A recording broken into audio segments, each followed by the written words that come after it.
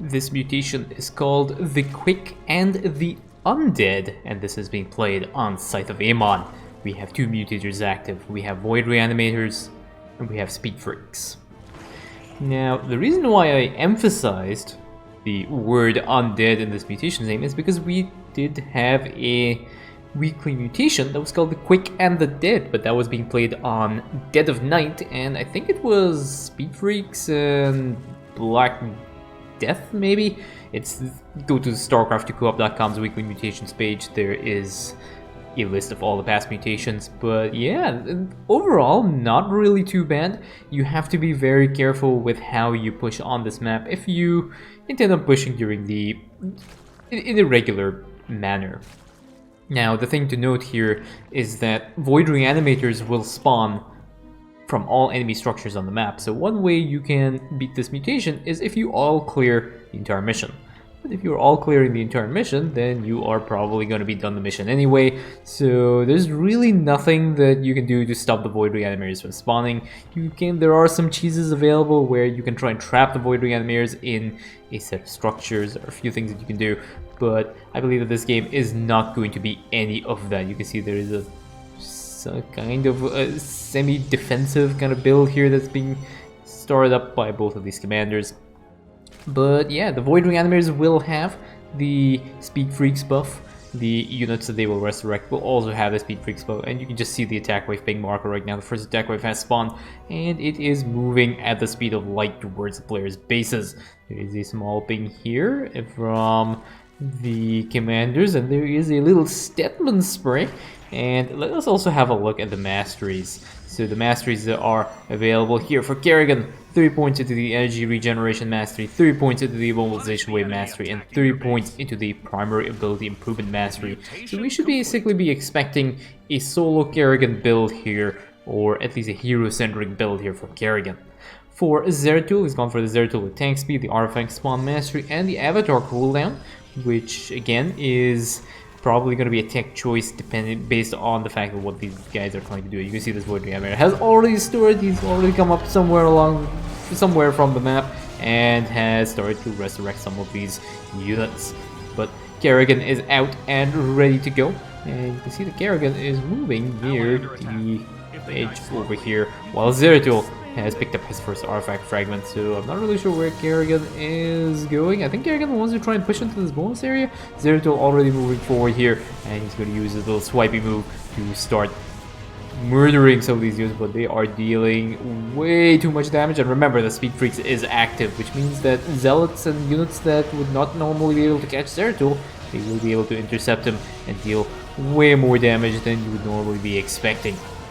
But Kerrigan already over here with the Void Suppression Crystal to back her up, and she will start attacking and clearing units in this base. And you can see there must be a Void Reanimator somewhere. So one thing to also note is if you are randomly getting harassed on this mission, or if you're playing with Void Reanimators and you're randomly getting harassed by some units, there is a Void Reanimator somewhere somewhere around there, and you should probably be looking to try and clean that up. Now, the one thing also to note about the Void Reanimator reanimation ability is that it depends. There we go. Just see this guy just running on 100-meter sprint or something. Okay, could participate for the Olympics. But yeah, the one thing to note about the Void Reanimator reanimation time is that it really depends on the supply of the unit that it is trying to resurrect. So units that are lower in supply cost, like Zerglings and Marines, will pretty much resurrect instantly. I think it's a 1 second or a half a second resurrection time for the Void Reanimator. But for units like hybrids that take up a lot more supply, they will take a little bit longer to resurrect. So Void Reanimator resurrection times are different depending on the enemy unit that is being resurrected. You can see the Zeratul and Kerrigan already over here, and Zeratul has picked up his second artifact fragment, pretty much on the ball with the artifact fragments, and there is now a ping with a Void Sliver. And I think these commanders want to go and push into this last Void Sliver, and this is sliver number 5, so this is going to be the most difficult sliver, but we have Zeratul now with his Royal Legion, and Zeratul will be able to help out as well. And now Kerrigan uses an Omega Worm, and they will start cleaning out these units. And there are a few enemy units here that are dealing a little bit of damage. Void Rift tries to spawn, but Kerrigan cleans that up very much instantly. And now this War Prism is pretty much going to... I think that War Prism is going to end up going down as well. There is nothing that is going to survive that onslaught of the air terror and attack wave. And there are also a bunch of Vikings that have also been cleaned up by Kerrigan. In the meanwhile, Zeratul's Zeratul Legion has ended up cleaning up this. This one Void Reanimator is causing a few problems. Actually, that Void Reanimator ended up surviving, which is somewhat frustrating because now it's just going to sit and res every single thing that has died. Now, I think there is a limit to how many units a Void Reanimator can remember to resurrect. I think there's a list of maybe, I want to say 200. I think 200 units are the maximum number of units that are in that list of dead units that the game remembers. And after that, I think the units get replaced randomly. I cannot remember exactly how it is. But Kerrigan, a little bit too much damage, decides to retreat back into her Omega Worm. And there is a random Void Suppression Crystal here. Zeratul is just standing right in the middle of the way, and he might actually end up dying. Did he survive there? No, oh, he actually survived, which was kind of surprising. But you can see that there's a random critical spawn here, which means that there's a Void Reanimator somewhere in the northern area. But yeah, this build is going reasonably okay, but you can see how Void Reanimators can be a bit of a problem. We have a bunch of Spore Crawlers and a bunch of Tesseract Cannons to help defend against the onslaught of units that are being created by the Void Reanimators. But remember, that they're dealing with an air terror and attack wave, which means an air terror and composition, sorry, which means that the attack waves are going to have a lot of Banshees and Battlecruisers, and they are high damage output attack waves. So it's very, very easy to end up losing your static defenses and just get whittled down eventually. Now, the one thing to note is, or something you might be asking, is why did these commanders clear the back sliver first? And the reason for that is that as you kill slivers around the map, the remaining slivers that are still alive, they get a little bit stronger, and the enemy units that are around them start to spawn in larger numbers. So, for example, this sliver, when you're starting, maybe have 5 or 6 units that are defending it, but if you start clearing units, or if you start clearing slivers around the map, this thing will start to grow and it will start to get more and more deadly units. You can already see here, this is not the normal number of units that you would normally have in this area. Usually you do not have that many immortals and stuff, but the reason why you want to clear sliver number 5 first is, especially if you're doing some kind of strategy like this, is because sliver number 5 is the hardest sliver, so you want to clear that out first so you're not dealing with really nasty units towards the end of the game. So even though this sliver will start to grow and it will have a few nasty units, it's not going to have as many nasty units as something like sliver number 5. So that is why these commanders are doing the back clear, and in fact this is the strategy that the Haka, and I'm pretty sure some of the other commanders, will use for speed runs as well, is you clear the back slivers first and then you work backwards towards your main, because you don't have to deal with as nasty units as you would normally have to deal with if you're clearing that sliver at the end. You can see Kerrigan just absolutely insane, able to tank the Liberator damage, and there's a Tuna Fish hybrid as well that is trying to deal a little bit of damage to Kerrigan, but is not going to... Kerrigan might end up... Okay, so Kerrigan does end up retreating back into her Nine Swarm, get out of the way, and wants to just go and help clean up the random rats that is near this spot here. Zeratul now has jumped in as well. There's a random Viper over here. And remember, there are Void Reanimators somewhere around the map, and they are basically resurrecting all of these units. It's being really annoying, and these commanders will have to try and catch out these Void Reanimators as quickly as possible. You can see that they are cleaning up these enemy structures, which means that when they clear up these enemy structures, means that the Void Reanimators will stop spawning from this area. It just makes it a little bit easier to deal with this mutation. You can see there's already an attack wave. Kerrigan jumps in, one immobilization wave, pretty much one-shots all the Banshees. All that is left is a Hybrid Dominator and a Hybrid Reaver, and those two guys do not stand a chance against Kerrigan's damage output. There are a few more Zerglings here. Kerrigan has randomly, might have been a little bit of a small misclick, mispress, mishotkey, and yeah, Kerrigan and Zeratul now are going to start pushing into the sliver, which is an interesting decision.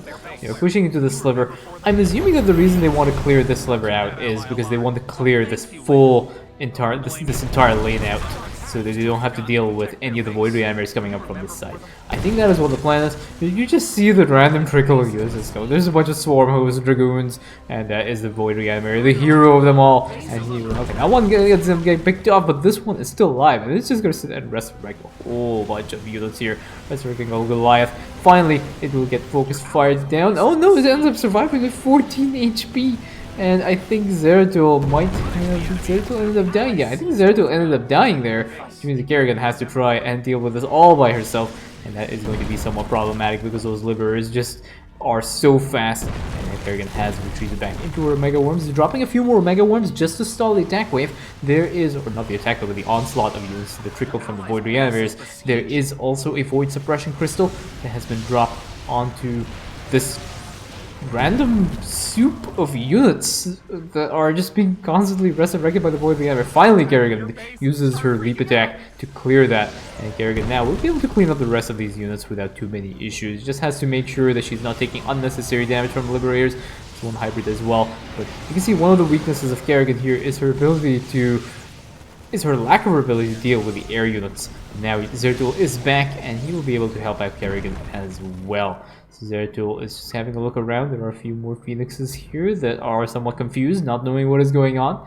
But I think Zeratul has figured out that there might be a remaining structure somewhere on the map that's causing Void Reanimators to spawn. So he's just going to have a look around, try and see if he can spot that. And meanwhile, Kerrigan has jumped in, using the mobilization wave, and then an Avatar of Essence has also dropped, and they are going to be able to handle this Void Sliver without any issues. There is also a Zeratul Legion that gets dropped, and the Zeratul Legion will end up not clearing out the Void Reanimator. I was mistaken. I was assuming that Zeratul Legion would end up aggroing the Void Reanimator. One of the things that does make these units a little bit annoying, minus the fact that they move really fast, is that Void Reanimators in general have a very low aggro priority. If you have a unit and you A-click through a Void Reanimator, the Void Reanimator's units that get resurrected, they will draw aggro consistently away from the Void Reanimator. So one thing you have to pay attention to when you are dealing with this mutation is to actively try and target these Reanimators, because A-clicking through will not get your army to aggro the Void Reanimator unless there is nothing there. And you can just see this guy just constantly resurrecting stuff. So do pay attention to that if you are moving around, because Void Reanimators can spiral out of control. They can just snowball, and you will end up losing the game if you do not actively make an effort to clear them out and focus fire them down.